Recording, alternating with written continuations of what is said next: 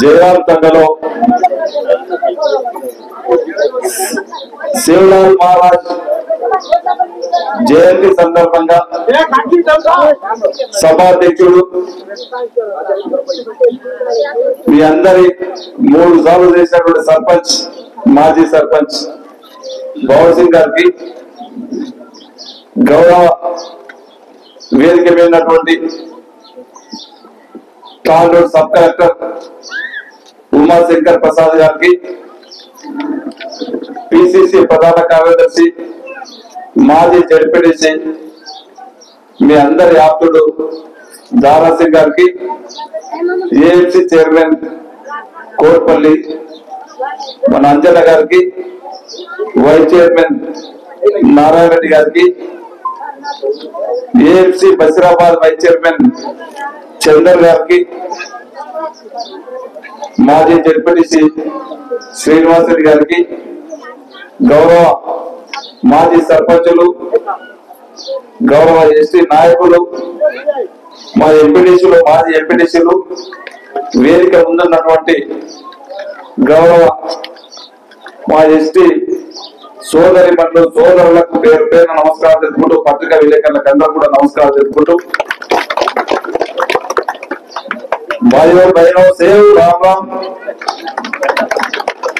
ఒక గొప్ప మహానుభావుడి జయంతి ఈరోజు మారుమూల తండలో జరుపుకుంటున్నామంటే దీనికి ఒక ప్రత్యేకత ఉన్నది. ఈ రోజు అఫీషియల్ గా గవర్నమెంట్ చేస్తా ఉన్నది ఈ పని. దాదాపు 2-3 లక్షల రూపాయలు ఖర్చు పెట్టి నియోజకవర్గంలో ఉన్నటువంటి బంజారా గిరిజనులందరూ కూడా ఒక వేదిక మీదకి చేర్చి ఆ మహానుభావుడు ఏం చేసిండు, దాదాపు 286 జయంతిని మనం జరుపుకుంటా ఉన్నాం. ఆ రోజు తను చేసినటువంటి సేవలు ఏంటివి, మన బంజారా లిపి లేని బంజారా గిరిజనులకు ఏం చేసిండు అతను, దాన్ని స్మరించుకోవాలని చెప్పి ఒకరోజు ఈరోజు ప్రోగ్రాం.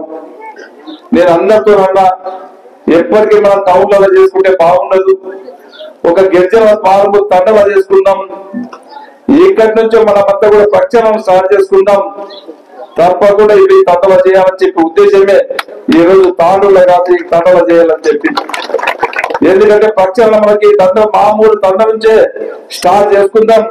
ఒక గొప్ప మహానుభావుడు అన్ని వదిలిపెట్టి సహజంగా బ్రహ్మచారిగా మా నాయకులే మా గిరిజనుల కోసమే నేను పాటు పడతా, వారిని మారుస్తా చెప్పి తను పెళ్లి కూడా చేసుకోకుండా ఎన్నో వేల కిలోమీటర్ల పాదయాత్ర ద్వారా నడిచి గిరిజనులను ఒక దారిన పెట్టాలా, వారికి ఒక తండాలని వాళ్ళకి ఒక గ్రామాలు చేయాలా, వారి రూపురేఖలు మారవాలా, వారికి ఒక ప్రత్యేకమైనటువంటి లిపిని ఎత్తి సభ్య సమాజంలో వాళ్ళకు కూడా ఒక మెరుగైనటువంటి ప్రాధాన్యత కల్పించాలని చెప్పి ఎన్నో కళలు కన్నటువంటి శివలాల్ మహారాజ్ గారి కళలు ఇప్పుడు మీ ద్వారా మీరందరూ కూడా ఇప్పుడున్నటువంటి యువకులు వారిని ఆదర్శంగా తీసుకొని వారు ఏదైతే జాతి కోసం కష్టపడ్డాడో, వారు అహోరాత్రులు శ్రమించిండో, ఎంతో మంది సైనికులకు తుపాకులు సప్లై చేసుకోమే కాకుండా సరఫరా చేసుకోమే కాకుండా ఎన్నో సరుకులు సరఫరా చేసి గుట్టలక వానలక వండలక ఎన్నో కష్టపడ్డటువంటి మహానుభావుని కళ సహకారం కావాలంటే మీ లోపల మార్పు రావాలనేది ఆయన కోరిక. ఆ మార్పు ఇప్పుడిప్పుడు వస్తా ఉన్నది. దయచేసి యువకులను నేను ఒకటే కోరుతా ఉన్నాను, గౌరవ ముఖ్యమంత్రి గారు కూడా మన ముఖ్యమంత్రి రేవంత్ రెడ్డి గారు కూడా ఖచ్చితంగా గిరిజన తాండాలని మారవాలా.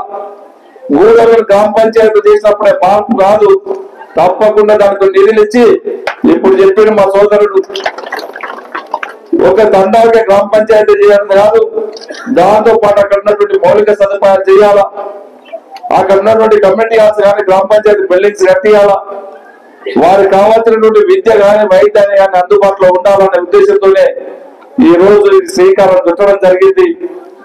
మన ముఖ్యమంత్రి గారు ఈ రోజే ప్రతి తండలో ప్రతి గూడెంలో 10 కోట్ల రూపాయలు ఈ రోజు మీ కాన్ఫరెన్స్ లో ఇవ్వండి అని చెప్పి రాత్రి స్వయంగా మన ముఖ్యమంత్రి గారు చెప్పడం జరిగింది.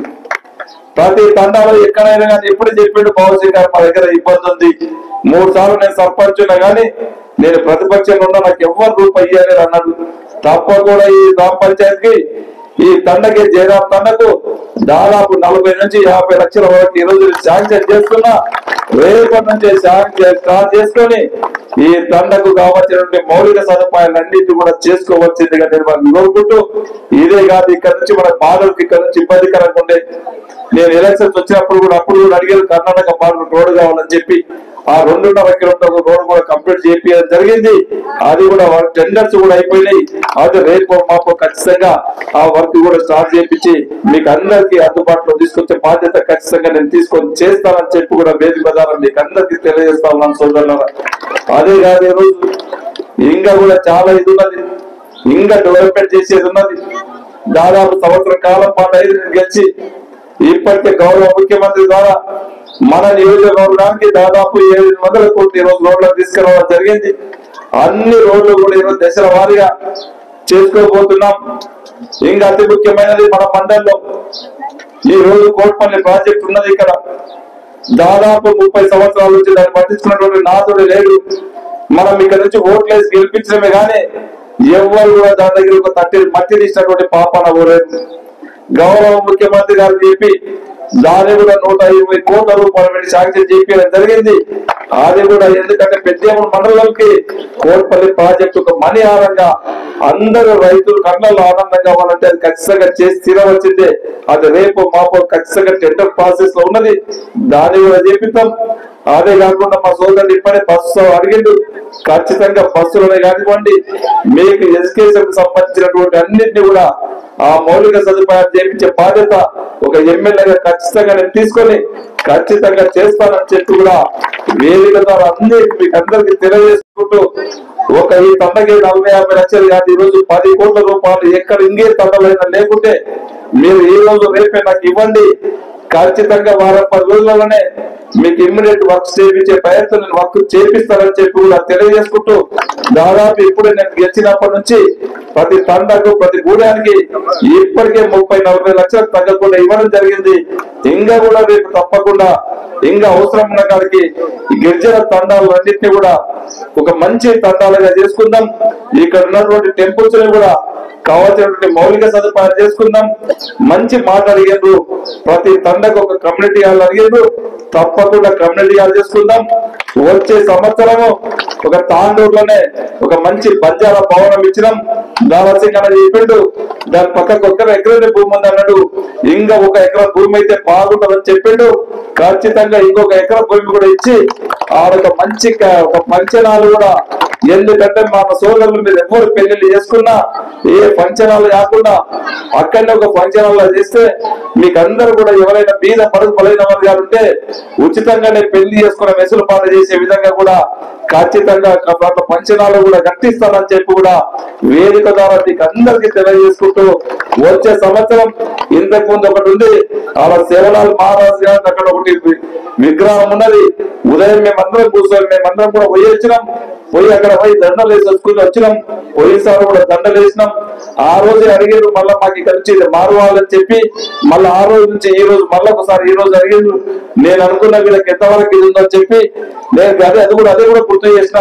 పోయినసారి సేమ్ సేవలాల్ జయంతి రోజు అడిగారు, మళ్ళీ మధ్యలో ఎప్పుడు కూడా అడిగినటువంటి దాంట్లో పోలేదు. మళ్ళీ ఈ రోజు అడుగుతున్నారు. పని అంటే ఆ విధంగా కాదు, ఖచ్చితంగా నేను చేపించే బాధ్యత నాది, మీరు ఎంబడి వారికి తీసుకోండి అని చెప్పిన. ఇప్పుడు అధికారులు కూడా చెప్పడం జరిగింది, దావసింగ్ అన్న గారు కూడా చెప్పిన ఎంబడి చేయించుకోండి అని చెప్పి మున్సిపల్ ప్రాంగణంలో ఒక మంచి ప్లేస్ చూసుకొని సేవలాల్ మహారాజ్ గారి విగ్రహం అక్కడ పెట్టుకున్న బంజారా భవనం కూడా వచ్చే జయంతి వరకు కంప్లీట్ చేసుకొని పెద్ద ఎత్తున ప్రతి తండ నుంచి మీరు ఓపెన్లాగా కదులు రండి.